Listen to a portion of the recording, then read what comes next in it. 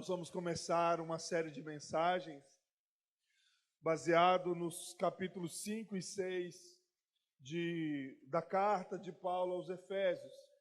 E o título dessa série de mensagens é Vida com Deus. Vida com Deus. Por isso eu peço a você que abra sua Bíblia na carta de Paulo aos Efésios, capítulo de número 5, verso de número 1 até o verso de número 20. A versão que eu estarei utilizando é a Nova Almeida Atualizada NA. Amém? Aleluia! Efésios, capítulo 5, verso de número 1 em diante. Será uma série de mensagens com cerca de 4 a 5 mensagens, todos os domingos, que estou iniciando hoje. E daqui a 2 quartas-feiras, nós estaremos iniciando também uma série de mensagens sobre oração, baseado em Mateus, capítulo 5 também, 5 e 6. Amém? Diz assim a palavra do Senhor: portanto, sejam imitadores de Deus como filhos amados, e vivam em amor, como também Cristo nos amou e se entregou por nós, como oferta e sacrifício de aroma agradável a Deus. Que a imoralidade sexual e toda impureza ou avareza não sejam nem sequer mencionados entre vocês, como convém a santos. Não usem linguagens grosseiras, não digam coisas tolas nem indecentes, pois isso não convém. Pelo contrário, digam palavras de ação de graças.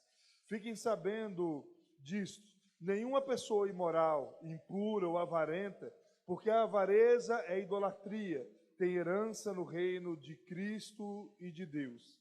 Não se deixem enganar com palavras vazias, porque a ira de Deus vem sobre os filhos da desobediência por causa dessas coisas. Portanto, não pratiquem daquilo que eles fazem, porque no passado vocês eram trevas, mas agora são luz no Senhor. Vivam como filhos da luz, porque o fruto da luz consiste em toda bondade, justiça e verdade, tratando de descobrir o que é agradável ao Senhor.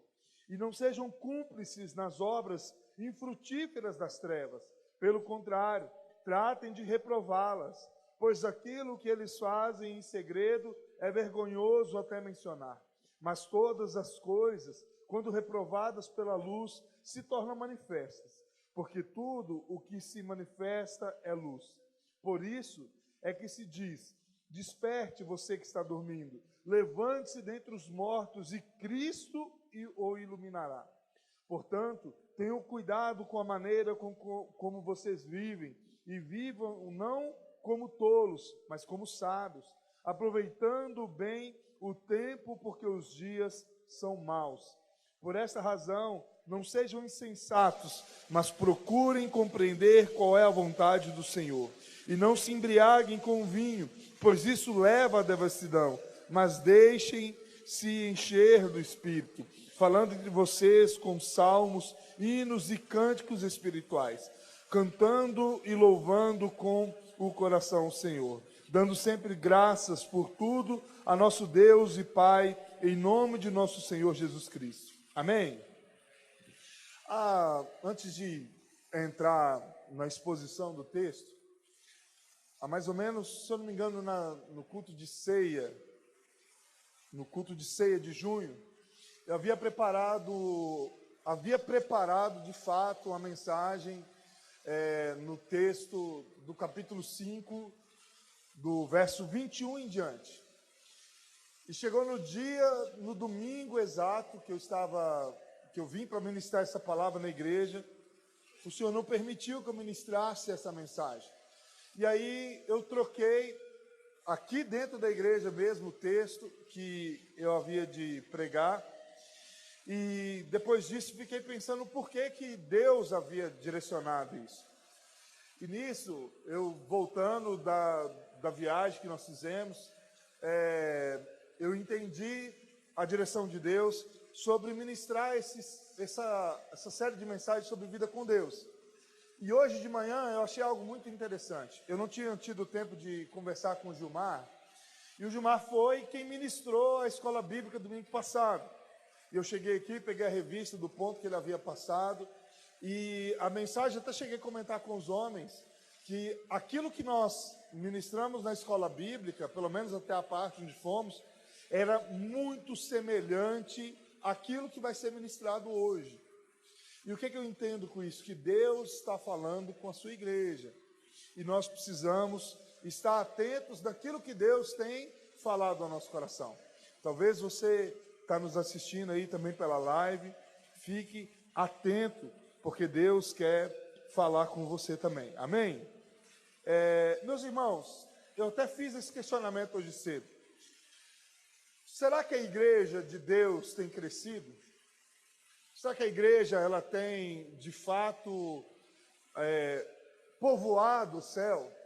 O reino de Deus tem crescido? Sim, nós não podemos descartar isso. Mas talvez esse crescimento não seja da forma que nós imaginamos. Talvez esse crescimento não seja do jeito que nós pensamos que é.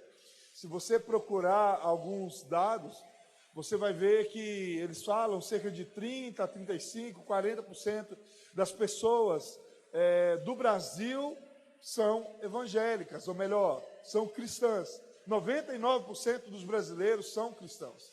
Mas será que o reino de Deus em si tem crescido? Em número, em proporção? Será que, de fato, aquilo que eu tenho ouvido das igrejas que eu frequento, das igrejas que eu participo, ou até mesmo aqui dentro da Igreja Presbiteriana Renovada de Juína, são palavras que irão me conduzir ao céu? Será que se no dia do juízo, Deus, conduzindo as coisas através do seu Filho, Ele nos perguntará, ou nos chamará para estar junto dEle, ou então nos tirará de perto dEle, nos dizendo que nós não o conhecemos? Será que nós iremos dizer para Jesus assim: olha, eu escutei a palavra de Deus, eu estava dentro da igreja, eu vivia uma vida religiosa? Será que isso será o suficiente para que nós possamos alcançar aquilo que deve ser o objetivo de todo ser humano, que é viver uma vida com Deus, ser salvo em Cristo Jesus? Uma frase que eu costumo dizer sempre é que nós devemos procurar não a igreja mais próxima de nossas casas, mas nós devemos procurar a igreja mais próxima da Bíblia. Então, se de fato um dia, eu falo isso sem nenhum pingo de medo, se um dia nós não estivermos pregando a verdade sobre o Evangelho, você tem toda a liberdade de vir e nos questionar, e se nós não mudarmos, você pode buscar outra igreja. Porque a palavra que deve ser pregada nos púlpitos, ou aquilo que você deve ser, tudo aquilo que você deve aprender dentro das igrejas, são palavras que te conduzirão de uma forma muito clara a buscar um caminho de santidade, buscar uma vida com Cristo. E como que Deus mostra acerca dessa vida? O que é uma vida com Deus? O que é uma vida cristã? Viver o propósito de Deus e ter consciência que nós estamos sendo salvos. Em primeiro lugar, é nós sermos imitadores, ou sermos cópias, procurarmos nos parecer de uma forma muito clara e objetiva com o nosso Senhor. Se nós não tivermos atitudes, se o nosso coração não estiver buscando nos parecer com Jesus todos os dias, ter essa consciência de auto nos analisar, ver aquilo que nós estamos fazendo, seja coisas que são extremamente claras a todas, ou então coisas que são minuciosas ou pequenas, nós não estivermos parecendo com Cristo, nós não iremos ser salvos. Paulo nos mostra essa verdade. A carta aos Efésios é mais uma carta onde Paulo se dirige segundo a palavra de Deus. Você vai encontrar aqui nesse texto que nós acabamos de ler, inúmeras vertentes que são explicações, o que Paulo se baseia, tanto no Antigo Testamento, como também nas palavras de Jesus. E Paulo escreve essa carta aos irmãos de Éfeso, ou à igreja dos Efésios, mostrando a eles que Deus tinha o controle da salvação. A salvação ela não depende do homem, ela é totalmente de Deus para o homem. Ou seja, Deus, através do seu Filho Jesus, nos salva. O capítulo 1, capítulo 2, o capítulo 3, até mais ou menos na metade, ele vai mostrar a ação de Deus sobre a vida do ser humano.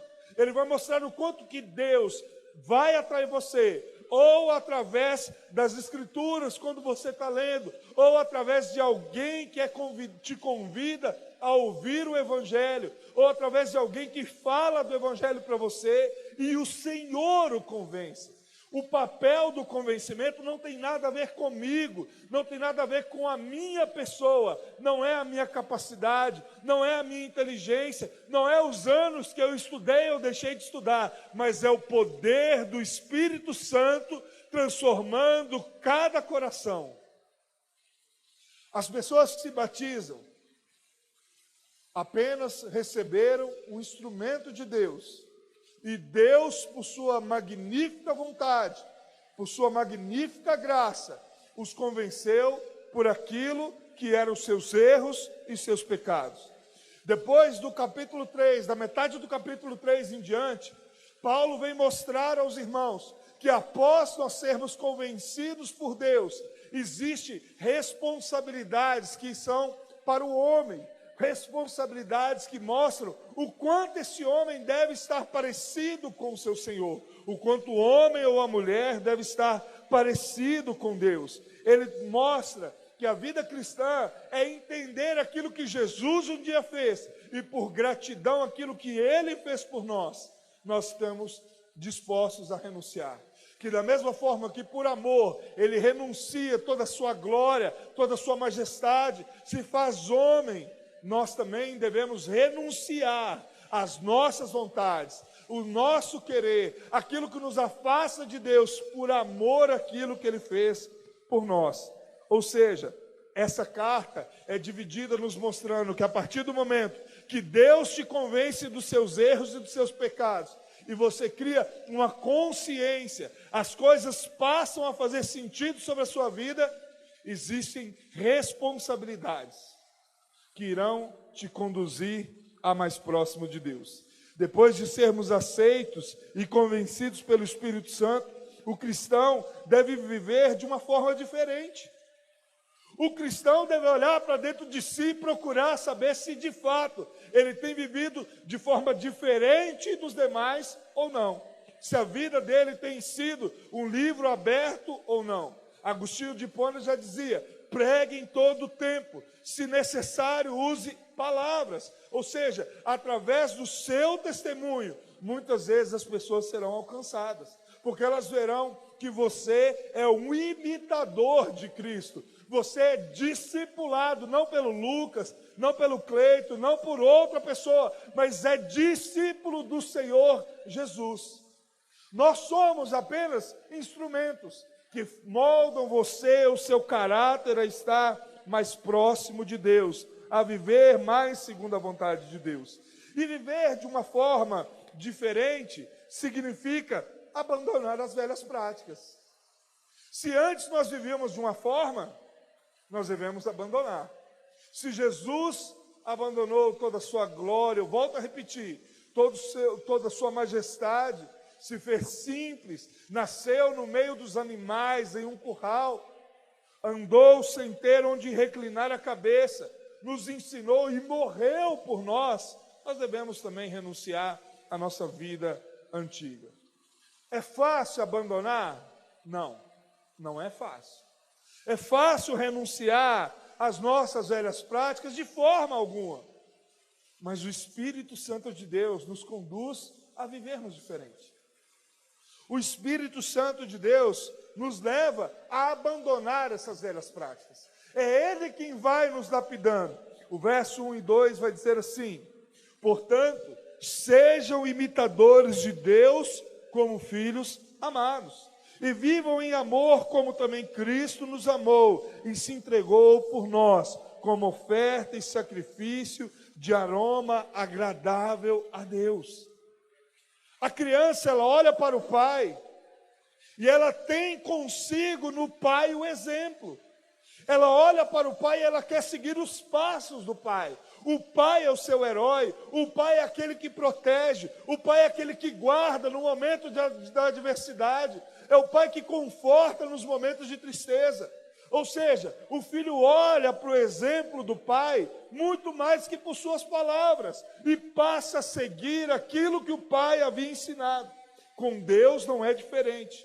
Nós devemos seguir a vontade de Deus, olhar o que Ele nos ensina sobre as suas palavras, quais são as suas atitudes, como Ele lidava com determinadas situações, e passamos a viver segundo aquilo que Ele vem nos ensinando. Esse verso 1 e 2 é a base de que nós precisamos para poder viver uma vida com Deus, ser imitador de Deus como filho amado, viver em amor, como também Cristo amou e entregou por nós, como oferta e sacrifício de aroma agradável. Mas e aqueles que não vivem segundo a vontade de Deus?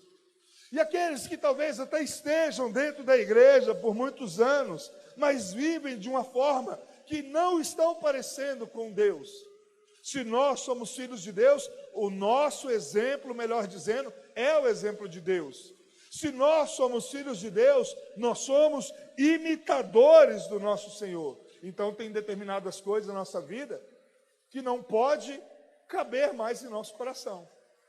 Ou se ele vem em nosso coração, os nossos joelhos devem estar dobrados, dizendo para Deus: Senhor, me ajuda a vencer as minhas dificuldades, me ajuda a vencer as minhas lutas. Ou seja, Paulo começa no verso 3 e 4 mostrando algo que é muito grande, principalmente no verso de número 3. Ele vai dizer assim, que a imoralidade sexual e toda impureza ou avareza não sejam nem sequer mencionado entre vocês, como convém a santos.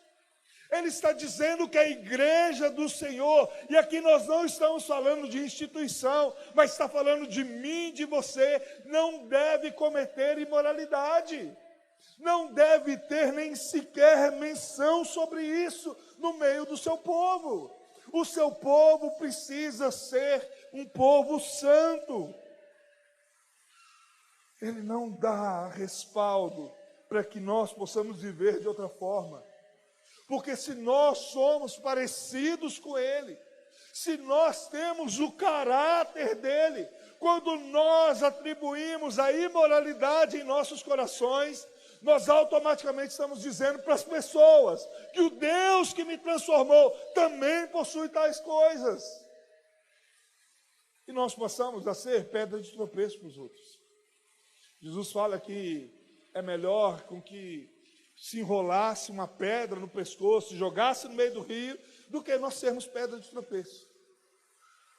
Nós devemos levar uma vida de precisão diante de Deus.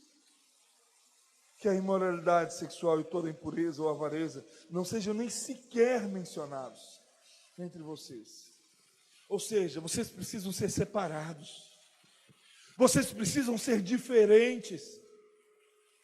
Vocês precisam valorizar, em primeiro lugar, a minha vida, a vida do Senhor sobre cada um de vocês. O pastor Nilton dizia nas nossas aulas de psicologia que ele não confiava na esposa. E a sua esposa nunca tinha dado a ele nenhum motivo de desconfiança. Como ela também não confiava nele. Porque ele sabia o quanto eles eram pecadores, mas eles confiavam em Deus. Que através do seu relacionamento com Deus, Deus iria preservá-los em amor e fidelidade. É Deus, é a ação de Deus para conosco, que nós damos liberdade para viver de outra forma. Após Paulo mostrar algo que para o ser humano é muito grande, entre outras palavras, é um pecadão, ele começa mostrando acerca dos bastidores. Algo que para nós seja um pecadinho, que não tenha nenhuma diferença, não tenha nenhuma implicação. Ele diz, fique sabendo disso. Nenhuma pessoa imoral, impura ou avarenta, porque a avareza é idolatria. tem herança no reino de Deus. Ele diz também no verso 4, não usem linguagem grosseira, não dizem coisas tolas, nem indecentes, pois isso não convém. Pelo contrário, digam palavras de ação de graça. Paulo está dizendo que na boca de todo cristão devem jorrar aquilo que vai edificar aos outros. O que mata não é o que entra, mas é o que sai. Paulo está referindo às palavras de Jesus, em um contexto de um lugar onde o homossexualismo era algo extremamente natural, onde dos imperadores romanos, 14 eram homossexuais, onde em um lugar onde a prostituição, a fornicação era algo natural, Paulo conclama aquela igreja em viver em santidade. E não era somente no adultério, na fornicação, mas era também na forma de viver, na forma de conversar, na forma de agir, porque de um rio não pode sair duas águas. Eles precisavam viver de uma forma santa. Eles não deveriam ter amor ao dinheiro, porque o amor ao dinheiro está extremamente ligado a tudo aquilo que corrompe o caráter do ser humano. Aquele que tem dinheiro, o que ele busca? O seu prazer. Ele busca a orgia, ele busca aquilo que não agrada a Deus. Mas aqueles que não têm amor ao dinheiro, que entendem que o amor que eles possuem é o amor a Deus, e que aquilo que eles têm é Deus em quem dá para o benefício do reino de Deus, as coisas mudam. Meus irmãos, o verso 4 vai nos mostrar de uma forma muito clara que a boca fala o que o coração está cheio. Se a nossa boca tem falado muito sobre aquilo que não convém, é que o nosso coração está cheio disso. Mas Deus não tem estado ali. Ele vai nos mostrar que o adultério não começa quando um homem ou uma mulher se deita, mas está no pensamento. Quando um ou outro cobiça, e a partir desse momento, nós não nos arrependemos. Nós achamos que como um palavrãozinho, isso não tem problema nenhum. Jesus já nos diz que nós adulteramos. E se nós não mudarmos, nós não iremos viver o reino de Deus.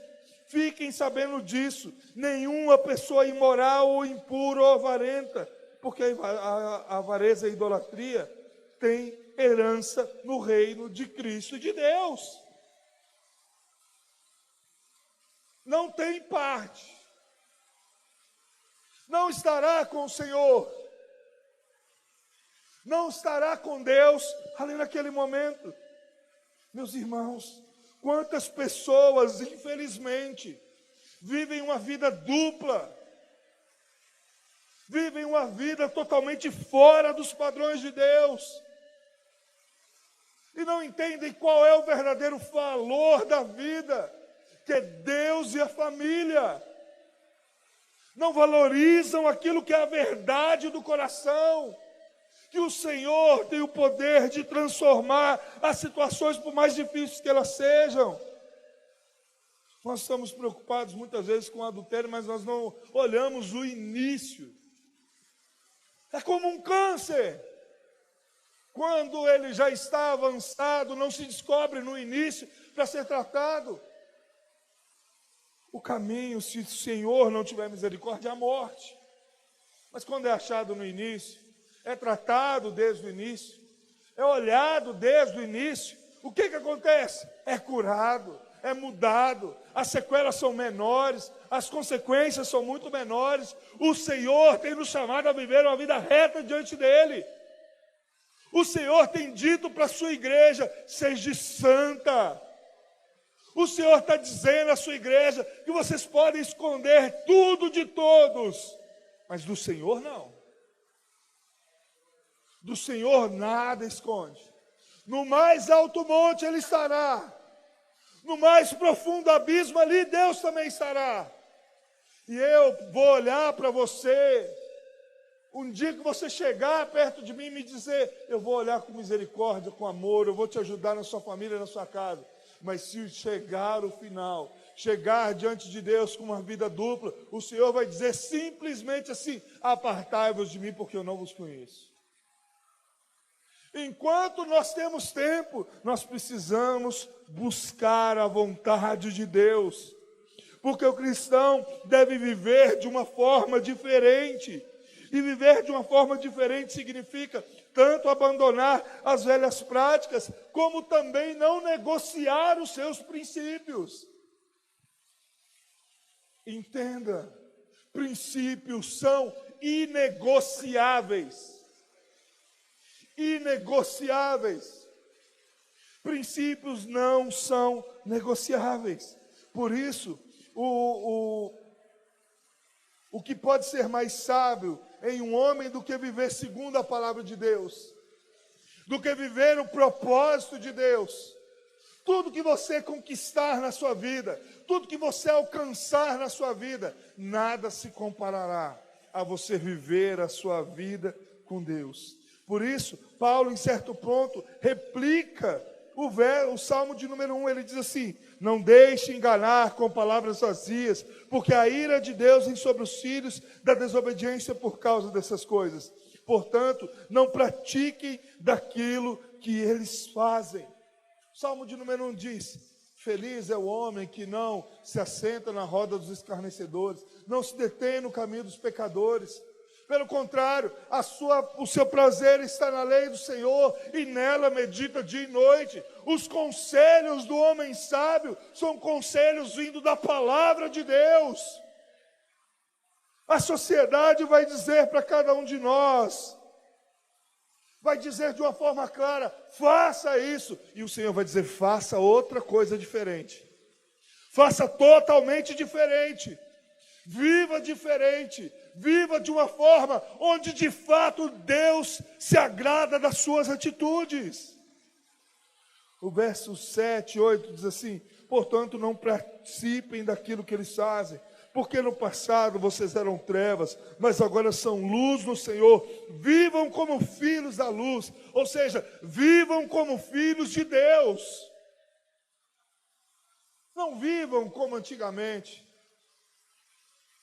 No início da mensagem, eu perguntei: será que a igreja está crescendo? Será que a igreja de Deus de fato está povoando o céu? É um caso a se pensar, porque ser crente hoje se tornou algo, um rótulo. Como disse a lição de hoje cedo na escola bíblica, um nominalismo. É bom dizer que nós somos crentes. É bom dizer que nós somos filhos de Deus. Porque se nós não somos filhos de Deus, nós somos filhos das trevas. É bom dizer essas coisas. Mas será que de fato nós somos aquilo que nós estamos dizendo? Nós éramos filhos das trevas. Nós éramos considerados criaturas de Deus. O Senhor vem, paga um preço de morte por nossas vidas. Ele morre e ressuscita por nós. E sabe o que nós estamos preocupados? Com aquilo que é o nosso desejo, com aquilo que é os nossos sentimentos. Eu não procuro olhar de fato se eu preciso renunciar para viver uma vida reta. Eu não olho se o outro está correto, então eu preciso renunciar para poder entender que ele é melhor, que a visão dele é melhor, que o que ele tem ensinado é melhor. Não, o que vale é o que eu penso, é da forma que eu acho. E eu passo a viver como eu vivia antes, segundo os meus prazeres, segundo os meus objetivos, segundo o meu orgulho, segundo o meu querer. E Deus passa a estar totalmente distante de nós. Nós passamos a querer de Deus, porque infelizmente é isso que tem ensinado. Aquilo que Ele pode nos dar, mas não quem Ele é. Quando você vem ao culto, o que você vem buscar? A bênção de Deus? Você vem buscar o favor de Deus? Ou em primeiro lugar você vem para entregar a Deus aquilo que é dele? Antes, quando nós éramos filhos das trevas, nós vivíamos por nossos próprios orgulhos, por nossa própria vaidade, por nossas próprias conquistas. Nós vivíamos para poder satisfazer os desejos da nossa carne. Mas hoje, o que nós precisamos em primeiro lugar é satisfazer a Deus. É glorificar a Deus. Nós perdemos tanto tempo que Deuteronômio 28 vai dizer que a bênção de Deus, ela nos alcança. Sabe quando? Quando nós passamos a obedecer a Ele. Você quer ser abençoado, você não precisa procurar a bênção, apenas obedeça ao Senhor. Portanto, não pratique daquilo que eles fazem. Não viva da forma que o mundo está nos dizendo. Vivam como filhos de Deus.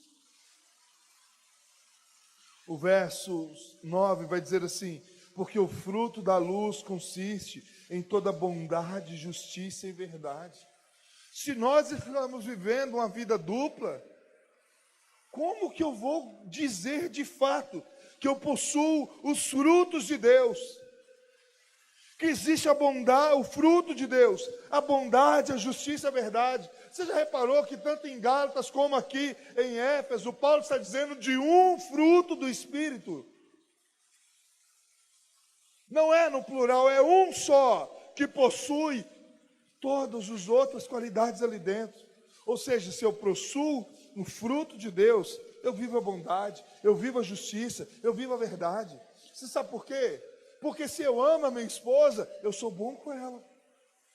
Eu olho para ela, eu penso com ela assim, eu não vou magoar ela. É a bondade. Eu vou procurar ser justo. Você sabe por quê que eu vou procurar ser justo? Porque eu não quero para ela aquilo que eu não quero para mim. É um fruto só. E nós iremos viver em verdade. Porque em meio à bondade, em meio à justiça, só pode habitar a verdade. Habitar a sinceridade. Mas quando nós vivemos, até mesmo com palavras torpes, da forma que o mundo acha que nós vivemos, como que nós estamos saindo? Em mentira, em maldade, em injustiça.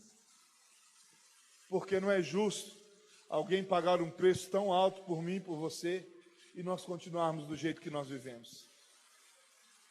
Não é justo. Por isso, nós não devemos nos associar, nós devemos buscar a sabedoria de Deus, tentando descobrir qual é a vontade de Deus. Sabe aquele sentimento difícil, aquela mágoa, aquela falta de perdão do seu coração, quando você não concorda com alguma coisa e age de forma errada porque você não concorda?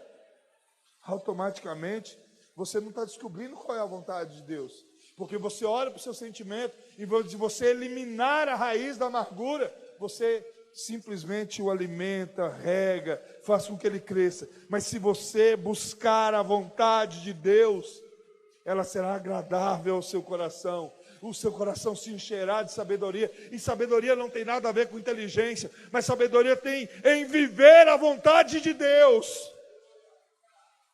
em viver o propósito de Deus, renunciar ao pecado por causa de Deus. Não seja cúmplice, não se associe, não concorde, mostre a sua indignação diante daquilo que está errado, até mesmo quando a sua vida está em xeque. Chegue diante de Deus: Senhor, eu estou errando, me ajuda a viver. Não se associe com o pecado, porque o pecado traz a morte. O salário do pecado é a morte. E ele não está dizendo simplesmente de uma morte terrena, mas está dizendo de uma morte eterna. Não sejam cúmplices nas obras infrutíferas da terra. Paulo está dizendo a esses irmãos: olha, vocês vivem numa sociedade totalmente deturbada, diferente da nossa hoje. Quais são os princípios que nós temos visto e aprendido nas escolas, em vários outros lugares? O quebrar da família, a inversão de valores, são tudo obras infrutíferas. Ele está dizendo: olha, vocês estão vivendo nessa época, onde tudo que é errado passa a ser certo. Não se associe com isso, Não seja cúmplice a isso. Mostre a diferença de quem você é, onde você está. Isso não significa você não viver em sociedade. Muito pelo contrário. Significa você viver e ser diferente. Ser um imitador de Cristo. Ser um embaixador de Cristo, onde você estiver. Porque aquilo que eles fazem, até mesmo, é vergonhoso. O Senhor nos chama de uma forma muito clara à sensatez. Ele nos mostra que se você ainda está dormindo, se eu ainda estou dormindo, Ele vai dizer no verso 14, por isso é que se diz, desperta você que está dormindo, levanta-te dentre os mortos, e Cristo o iluminará. Se você tem vivido uma vida errada, se conserte.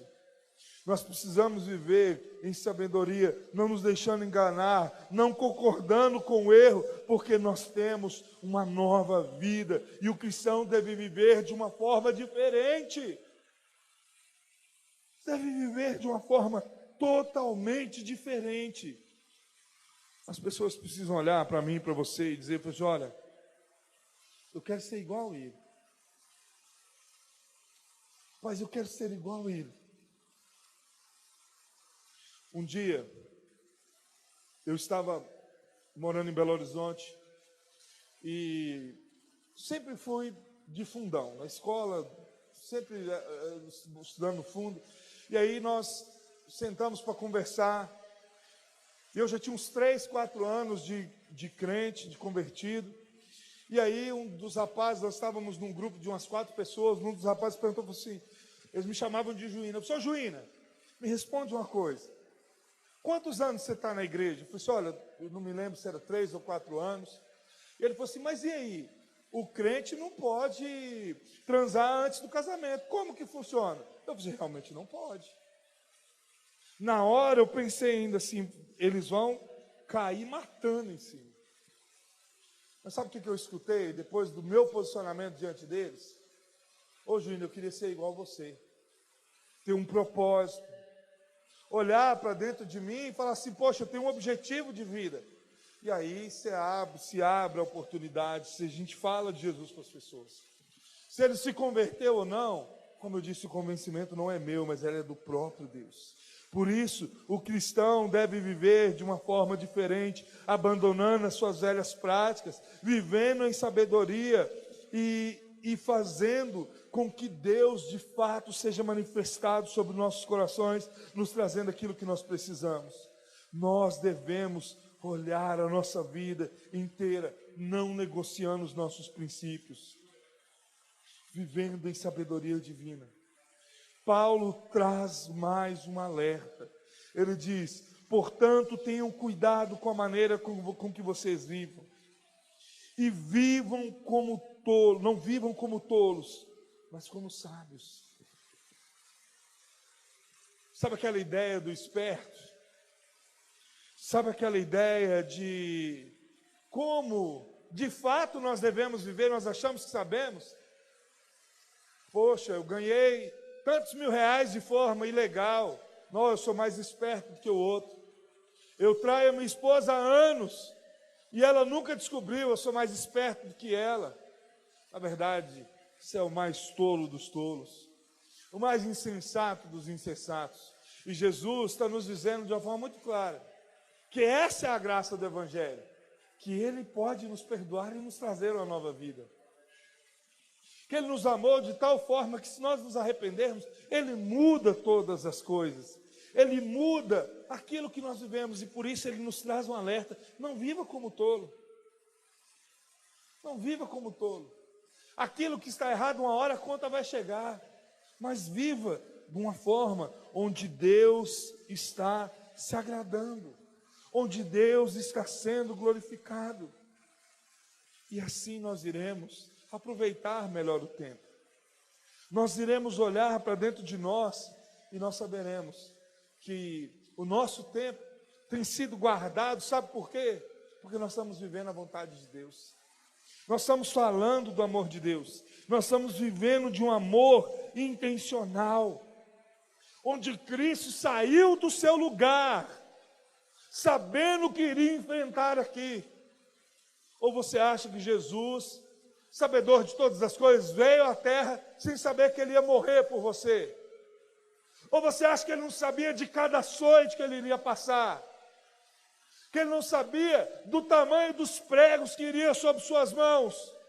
Esse amor de Deus é um amor tão intencional, que ele não nega tudo aquilo que ele já sabia, todo o sofrimento, a marca dos nossos pecados sobre ele não desiste, ele não arrega, mas ele vem e cumpre aquilo que era designado a ele, porque senão nós estaríamos condenados.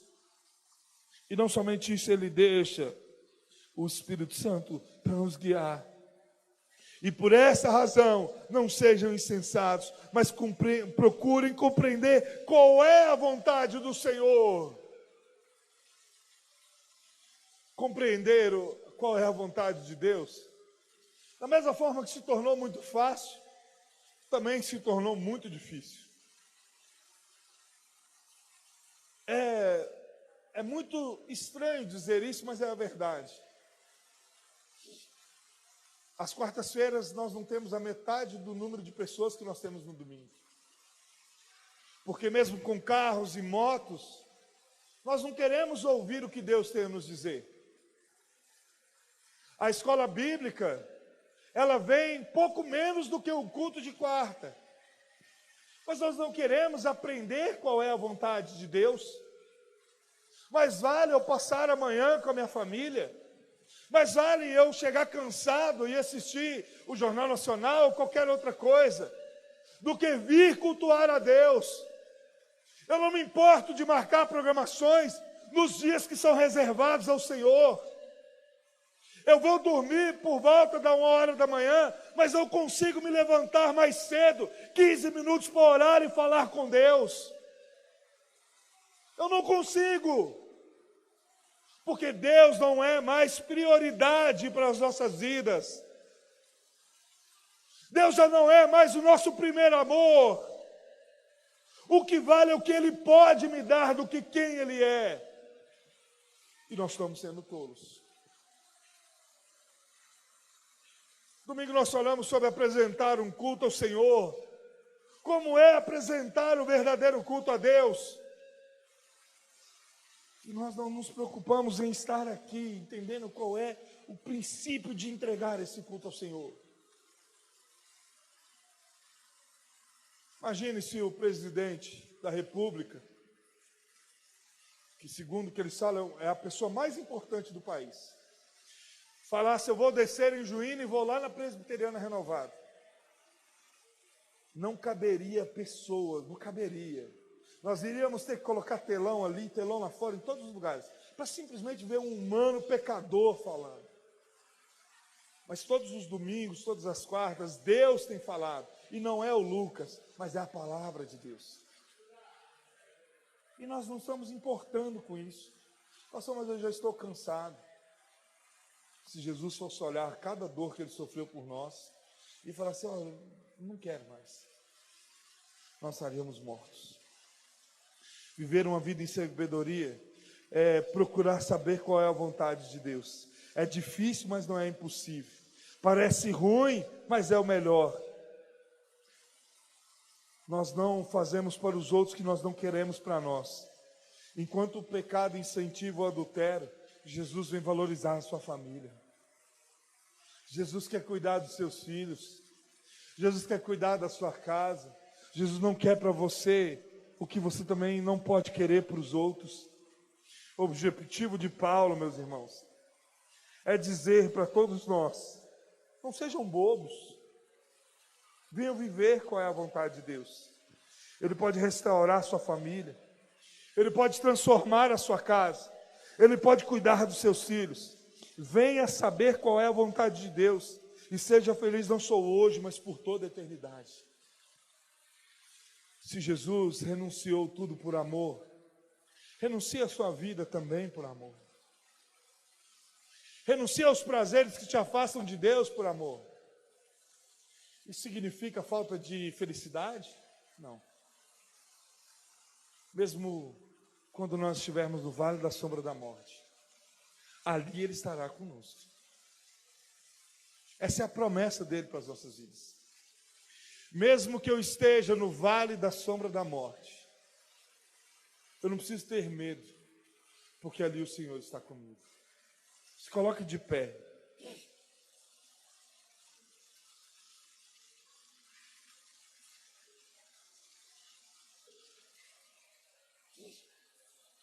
O cristão, ou os imitadores de Cristo, devem viver de forma diferente, abandonando as suas velhas práticas, não negociando os seus princípios e vivendo em sabedoria de Deus.